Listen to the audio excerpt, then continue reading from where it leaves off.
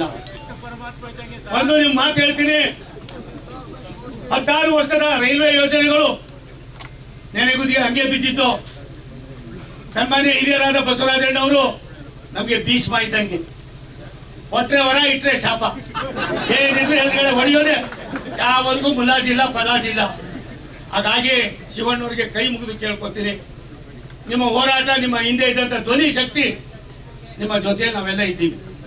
ಒಂದು ಕಾನೂನಿನ ಚೌಕಟ್ಟಲ್ಲಿ ಯಾವ್ಯಾವುದಕ್ಕೆ ಎಲ್ಲೆಲ್ಲಿ ನಾವು ಬರೆ ಹಾಕ್ಬೇಕು ಆ ಬರೆಯನ್ನು ಹಾಕ್ಬೇಕಾಯ್ತದೆ ವಿಶ್ವಣ್ಣ. ಅದನ್ನು ಬಿಟ್ಟು ನಾವು ದಿನ ಬೆಳಗಾದ್ರೆ ರಸ್ತೆಗಳಲ್ಲಿ ರೈತರಿಗಂದು ಎಷ್ಟು ಕೇಸ್ ಹಾಕ್ಸ್ಕೊಳ್ಳೋದು? ಕೇಸ್ ಹಾಕಿದ್ಮೇಲೆ 6 ತಿಂಗಳು 3 ತಿಂಗಳು ನಾವು ಇರ್ತೀವಿ, ನಾವು ಕದ್ದು ತಿರುಗಾಡ್ತೀವಿ. ಅನಾನುಕೂಲ ಆಗೋದು ಯಾರಿಗೆ? ಅದಾಗೋದಕ್ಕೆ ಅವಕಾಶ ಬೇಡ. ಅಧಿಕಾರಿಗಳು ನಮ್ಮವರವ್ರೆ, ಇವ್ರಿಲ್ಲ ಅಂದ್ರೆ ಮೇಲ್ಗಡೆ ಮೋದಿ ಕುಂತವ್ರೆ ಕಣ್ರಿ, ವಿಜ್ಞಾ ಕುಂತವ್ರೆ, ಅವ್ರ ಕೈ ಕಾಲು ಹಿಡಿಯೋದಾಗ್ಲಿ, ಇಲ್ಲಿ ಏನ್ ಬೇಕಾದ್ರೂ ಮಾಡೋದಾಗ್ಲಿ. ನಾನು ಏನನ್ನ ಬುದ್ಧಿ ಇದೆ, 48 ವರ್ಷದಲ್ಲಿ ಸನ್ಮಾನ್ಯ ದೇವೇಗೌಡರು, ನಾನು ಇಲ್ಲಿ ಬರಕ್ ಮುಂಚಿತ ಕುಮಾರಸ್ವಾಮಿ ಅವ್ರ ಹತ್ರ 1 ಗಂಟೆಗೂ ಮೇಲ್ಪಟ್ಟು ಮಾತಾಡಿದ್ದೀನಿ, ಅವ್ರ ಮನೆಗೆ ಹೋಗಿ. ನನ್ಗೊಂದು ಆಸೆ ಇದೆ, ಇದಾಗಬಾರ್ದಾಗಿತ್ತು, ಯಾಕಾಯ್ತು ನಮ್ಗೆ ಗೊತ್ತಿಲ್ಲ. ಇದನ್ನ ಬಗೆಹರಿಸಬೇಕಾದ್ರೆ ನಮ್ಮ ಕರ್ತವ್ಯ. ಹಾಗಂತ ಅಂದ್ಬಿಟ್ಟು ನನ್ನ ಜೀವನದಲ್ಲಿ ಗೊತ್ತಿಲ್ಲ ಯಜಮಾನ್ರೆ, ಡಬಲ್ ಸ್ಟ್ಯಾಂಡರ್ಡ್ ನನಗೆ ಗೊತ್ತಿಲ್ಲ. ನನ್ನ ತಾಯಿ ನನಗೆ ಯಾರು ನಿಮ್ಮ ಅಪ್ಪ ಅಂತ ತೋರಿಸಿದ್ದಾರೆ, ನನ್ನ ತಾಯಿ ನನಗೆ ನಿಮ್ಮ ಅಪ್ಪ ಯಾರು ಅಂತ ತೋರಿಸಿದ್ದಾರೆ. ಆ ಮಧ್ಯದಲ್ಲಿ ಬೆಳೆದಿರೋದ್ರಿಂದ 2 ಕಡೆ ಸೋತಂತ ಅವ್ರಿಗೆ ನನಗೇನು ಗೊತ್ತಿಲ್ಲ, ಪೂರ್ವಗ್ರಹ ಇಲ್ದಿರ ನೀವು 2 ಲಕ್ಷ ಹೋಟೆಲ್ ಗೆಲ್ಲಿಸ್ತೀರಾ ಅಂದ್ರೆ ನಿಮ್ಮ ಋಣ ಎಷ್ಟಿದೆ ಯೋಚನೆ ಮಾಡಿ. ದಯವಿಟ್ಟು ಅಂತೆ ಕರ್ತೆಗಳಿಗೆ ಬೆಲೆ ಕೊಡಬೇಡ್ರಿ. ನನ್ನ ಕೈಲಿ ಏನಾದ್ರು ಆದಾಗ ಅಂದಾಗ ಅವತ್ತು ಏನು ಯಾವ ರೀತಿ ಕ್ರಮ ತೆಗಿಬೇಕು, ಯಾವ ರೀತಿ ಇದಕ್ಕೆ ಚಾಲನೆ ಕೊಡಬೇಕು, ಇದೆಲ್ಲಕ್ಕೂ ಕೂಡ ನಾವು ಚಿಂತನೆ ಮಾಡೋಣ. ದಯಮಾಡಿ ಮಹೇಶ್ ಅಣ್ಣ, ಜಯಪ್ರಕಾಶ್ ಅಣ್ಣ, ಚೀಫ್ ಇಂಜಿನಿಯರು, ದಯವಿಟ್ಟು ಯಾರ್ದೋ ಮುಲಾಜಿಲ್ಲ ಇಲ್ಲಿ. ನಾನು DK ಶಿವಕುಮಾರ್ ಇರ್ಬೋದು, ಸಿದ್ದರಾಮಯ್ಯನವ್ರು ಇರ್ಬೋದು, ಬೇರೆ ಬೇರೆ ರೂಪದ ಯಾವುದೇ ಒಂದು ಶಕ್ತಿಗಳಿರ್ಬೋದು, ಈ ಎಲ್ಲಾ ಶಕ್ತಿಗಿಂತ ದೊಡ್ಡವನು ಭಗವಂತ ರೀ. ಭಾರಿ ದೊಡ್ಡ ಮನುಷ್ಯ ರೀ. ಈಗ ನಾನು ಯಾರು ಇಲ್ಲಿ ಬರಕ್ಕೆ? ಇವ್ರು ಎಷ್ಟು ಓಟ್ ಕೊಟ್ಟಿದ್ದಾರೆ ಬಿಟ್ಟಿದ್ದಾರೆ ಬೇರೆ ಎಲ್ಲ, ಅಲ್ಲಿಂದ ಕಳಿಸ್ತಾ ಈ ಜನ ನನಗೆ ಒತ್ತಿದ್ರು. ಇವ್ರು ಋಣ ತೀರ್ಸ್ಬೇಕಾದ ನನ್ನ ಧರ್ಮ ಅಲ್ವಾ? ಅವ್ನು ಹಂಗಂದ, ಇವ್ನು ಹಿಂಗಂದ, ಯಾರು ಹೆಂಗಂದಾನಿಲ್ಲ ಏನೂ ಇಲ್ಲ. ಒಂದೇ ಒಂದು 1 ಪಾಯಿಂಟ್ ಪ್ರೋಗ್ರಾಮು ಆಗಿರ್ತಕ್ಕಂಥ ಈ ಕಪ್ಪು ಚುಕ್ಕೆ ಏನಿದೆ, ಈ ಕೈಘಟನೆ ಏನಿದೆ, ಆಗ್ಬಾರ್ದೇನಾಗಿದೆ ಪತಾ ಇವತ್ತು ನಾವು ನೋಡಿದ್ದೀವಿ. ಅಧಿಕಾರಿಗಳನ್ನ, ರಾಜಕಾರಣಿಗಳನ್ನ, ಅಧಿಕಾರದಲ್ಲಿ ಇರ್ತಕ್ಕಂಥ ಮುಖ್ಯಮಂತ್ರಿಗಳನ್ನ, ಮಂತ್ರಿಗಳನ್ನ, ಜಿಲ್ಲಾ ಉಸ್ತುವಾರಿ ಮಂತ್ರಿಗಳನ್ನ, ಸನ್ಮಾನ್ಯ ರಾಜಣ್ಣ ಸಾಹೇಬ್ರನ್ನ, ನಿಮ್ಮ ಶಾಸಕರಾದ ಸನ್ಮಾನ್ಯ ಶ್ರೀನಿವಾಸ್ ಅವ್ರನ್ನು ಕೂಡ ಒಳಗೊಂಡಂತೆ ಎಲ್ಲರಿಗೂ ಕೂಡ ಕರ್ಕೊಂಡು ಹೋಗಿ ಕುಳಿದುಕೊಂಡು ನಮ್ಮ ಹಕ್ಕೇನಿದೆ, ನಮ್ಗೆ ಯಾವ ಉದ್ದೇಶಕ್ಕೋಸ್ಕರ ಇದು ಮಾಡಿದ್ದಾರೆ, ನೀವು ಇನ್ನೂ ಒಂದು 100 ಕಿಲೋಮೀಟರ್ ತಗೊಂಡೋಗಿ, 200 ಕಿಲೋಮೀಟರ್ ತಗೊಂಡೋಗಿ ನಾವು ಬೇಡ ಅನ್ನೋದಿಲ್ಲ. ನಮಗೆ ಕೊಟ್ಟಿರೋ ನೀವ್ಯಾರು ಕಿತ್ಕೊಳ್ಳೋಕೆ? ನಮ್ಗೆ ಕುಣಿಗಲ್ ನೆಪದಲ್ಲಿ ಕುಣಿಗಲ್ 3 TMC ನೀರು ಕೊಡ್ಬೇಕು, ಇನ್ನೂ ಅರ್ಧ TMC ನೀರು ಜಾಸ್ತಿ ಕೊಡೋ ಬೇಡ ಅನ್ನೋದಿಲ್ಲ. ತುಂಬಿ ಹೋಗ್ಬೇಕಾದ್ರೆ ಎಲ್ಲ ಸಮುದ್ರಕ್ಕೆ ಹೋಯ್ತದೆ, ಎಲ್ಲ ಸಮುದ್ರಕ್ಕೆ ಹೋಯ್ತಾರೆ. ಕಾವೇರಿ ನೀರಾವರಿ, ಕಾವೇರಿಯಿಂದ ಈ ದೇಶದಲ್ಲಿ ಯಾರಿಗಾರು ತುಂಬಾ 100ಕ್ಕೆ 100 ಅನುಕೂಲ ಆಗಿದ್ರೆ ಅದು ಕೇವಲ ತಮಿಳುನಾಡಿಗೆ ಮಾತ್ರ.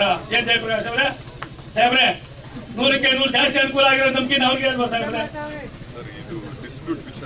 ಅಲ್ಲ ಬೇಡ, ಅನುಕೂಲ ಆಗಿರೋದು ಅವ್ರಿಗೇನೆ.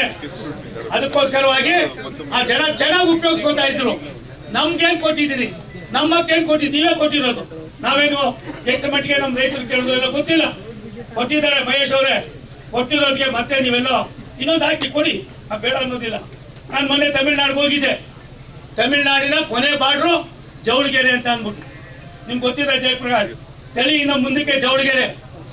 ಅದು 290 ಕಿಲೋಮೀಟರ್ ಆ ಜವಳಗೆರೆನೂ ಕಾಡಿದ್ದಂಗಿದೆ. ಅಲ್ಲಿಗೆ ಕುಡಿಯೋ ನೀರನ್ನ ಕಾವೇರಿ ನೀರು ಕೊಡ್ತಾರೆ. ನಮ್ಮ ಜನ ಇಲ್ಲೆಲ್ಲೋ ಪಕ್ಕದಲ್ಲಿದ್ದು ಏನೆಲ್ಲ ಮಾಡಿ ಒದ್ದಾಡೋ ಜನಕ್ಕೆ ಇದನ್ನು ತೆಕ್ಕೊಳ್ಳೋದಕ್ಕೆ ಇನ್ಯಾರಿಗೂ ಕೊಡುವಂಥ ವ್ಯವಸ್ಥೆಗಳು ತಾಂತ್ರಿಕವಾಗಿ ಯಾರಿಗೂ ಒಳ್ಳೆಯದಲ್ಲ. ನಾನು ತಮ್ಮ ಮೂಲಕ ಸರ್ಕಾರವನ್ನು ವಿನಂತಿ ಮಾಡ್ತೀನಿ, ಇದನ್ನು ದೊಡ್ಡದಾಗಿ ಬಿಂಬಿಸೋದು ಬೇಡ, ಹಠಕ್ಕೆ ಯಾರು ಬಿಡೋದು ಬೇಡ. ನಾನು ಕೂಡ ಒಬ್ಬ ಭಾರತ ಸರ್ಕಾರದ ಮಂತ್ರಿಯಾಗಿ ಇಂಥ ಡಿಸ್ಪ್ಯೂಟ್ಗಳು ಬಂದಾಗ ನಾವು ತಲೆ ಹಾಕಿದ್ರೆ ಅದು ಎಲ್ಲೆಲ್ಲೋ ತೆಗೆದುಕೊಂಡು ಹೋಯ್ತದೆ. ಅದಕ್ಕೋಸ್ಕರವಾಗಿ ನಾನು ಕೂಡ ತುಂಬ ಜಯಪ್ರಕಾಶ್ ಅವರೇ ತುಂಬ ಜನರ ಜೊತೆ ಕನ್ಸಲ್ಟ್ ಮಾಡಿದ್ದೀನಿ, ಏನೆಲ್ಲ ಮಾಡಿದ್ದೀನಿ. ಕುಳಿತುಕೊಳ್ಳೋಣ, ನೀವುಗಳು ಕೂಡ ಅಧಿಕಾರಿಗಳು ವಾಸ್ತವಾಂಶವನ್ನು ದಯವಿಟ್ಟು ಹೇಳಿ. ಯಾರಿಗೋ ಹೆದರ್ಕೊಂಡು ಏನೋ ಮಾಡಕ್ ಹೋಗಿ ನಮ್ಮ ಜನರನ್ನ ಎಲ್ಲೋ ಒಂದ್ ಕಡೆ ಇನ್ನೊಂದು ರೂಪದಲ್ಲಿ ಇದು ಮಾಡೋದು ಬೇಡ. ಎಲ್ಲ ಒಟ್ಟಿಗೆ ಕುತ್ಕೊಳ್ಳೋಣ, ಚರ್ಚೆ ಮಾಡೋಣ, ರೂಪ ಕೊಡೋಣ. ಅಲ್ಲಿವರೆಗೂ ಸರ್ ಚೀಫ್ ಇಂಜಿನಿಯರ್ ಸಾಬ್, ಅಲ್ಲಿವರೆಗೂ ಯಾವುದು ಪ್ರೊಸೀಡ್ ಮಾಡಬೇಡಿ, ಯಾವುದು ಮಾಡಬೇಡಿ ಸಾಹೇಬ್ರೆ. ತಾವು ಅದೊಂಚೂರು ಅಡ್ವೈಸ್ ಮಾಡಿ. Mahesh, it is your look after as M D, ದಯವಿಟ್ಟು ಅದನ್ನು ಮಾಡಿ.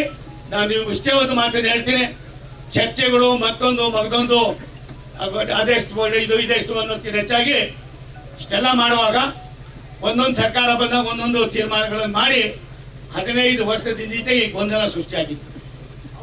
ಈ ಗೊಂದಲ ಸೃಷ್ಟಿಯಾಗಿದ್ದು ಇತ್ತೀಚೆಗೆ ಯಾವಾಗ ಒಳ್ಳೊಳ್ಳೆ ಬೆಳೆ ಬೆಳೆದು ನಮ್ಮ ರೈತರು ಏನೋ ಒಂದಷ್ಟು ದುಡ್ಡು ಇಟ್ಕೊಂಡು ಮನೆ ಹತ್ರ ಒಂದು ಕಾರ್ ತಗೊಂಡ್ರು, ಯಾರ್ಯಾರು ಗೊತ್ತೋ ಕಂಡುಬಿಟ್ಟೋ ಗೊತ್ತಿಲ್ಲ. ಮಾರಮ್ಮನ ಕಂಡು, ಮಸ್ಲಮ್ಮನ ಕಂಡು, ಇನ್ನೊಬ್ರ ಕಂಡು ನನ್ಗೆ ಗೊತ್ತಿಲ್ಲ. ಇದು ಆಗೋಗಿದೆ. ಈ ದೃಷ್ಟಿಯನ್ನ ಪರಿಹಾರ ಮಾಡಬೇಕಾಗಿದೆ. ಈ ಪರಿಹಾರ ಮಾಡ್ತಕ್ಕಂಥ ಅದಕ್ಕೆ ರಾಜ್ಯ ಸರ್ಕಾರ ಜೊತೆ ಚರ್ಚೆ ಮಾಡ್ತೀನಿ. ನನಗೆ ಎಷ್ಟು ಸಾಧ್ಯ ಅಷ್ಟು ಮಾಡ್ತೀನಿ. ಒಂದು ಸತ್ಯ, ನನಗನಿಸ್ತದೆ, ನಾನು ಯಾವುದ್ರಲ್ಲೂ ಕೂಡ ಯಶಸ್ಸನ್ನು ಕಂಡಿದ್ದೇನೆ. ಜನಪರ ಕಾರ್ಯಕ್ರಮಗಳಲ್ಲಿ ಸಾಮಾನ್ಯ ಜನರಿಗೆ ಬೇಕಾಗಿರ್ತಕ್ಕಂಥ ಹಕ್ಕನ್ನು ಕಾಣುವಾಗ ಈ ಸೋಮಣ್ಣ ಎಂದೂ ಕೂಡ ಸೋತಿದ್ದಾರೆ ಅಂದ್ರೆ ನೀವು ಅವತ್ತು ನನಗೆ 1.25 ಲಕ್ಷದಲ್ಲಿ ಗೆಲ್ಲಿಸ್ತಾ ಇರಲಿಲ್ಲ. ಹಾಗಾಗಿ ದಯಮಾಡಿ ನಿಮ್ಗೆ ಇಷ್ಟ ಹೇಳ್ತೀನಿ, ಮಾತನಾಡುವ ಬರದಲ್ಲಿ ಅಧಿಕಾರಿಗಳದ್ದು ಒಂದು ಇತಿಮಿತಿ ಇದೆ. ಅವ್ರಿಗೆ ಇವತ್ತು ನಾವು ಹೇಳಿದ್ದೀವಿ, ಮಹೇಶ್ ಅವರೇ, ನಾನು ಉಪಮುಖ್ಯಮಂತ್ರಿಗಳು, ಮುಖ್ಯಮಂತ್ರಿಗಳು, ಸಂಬಂಧಪಟ್ಟ ಅಧಿಕಾರಿಗಳು, ನಾವ್ಯಾರು technically we are not qualified. You are suppose to qualified. ನಿಮ್ಮ ಒಂದು ಸೂಚನೆಗಳೇನಿರ್ತವೆ, ನೀವೇನೊಂದು ಅಂಕಿಅಂಶಗಳು ಕೊಡ್ತೀರಿ, ಅದ್ರ ಮೇಲೆ ಎಲ್ಲ ಸರ್ಕಾರಗಳು ಕೂಡ ನಿಲ್ಲೋದು. ನಾನು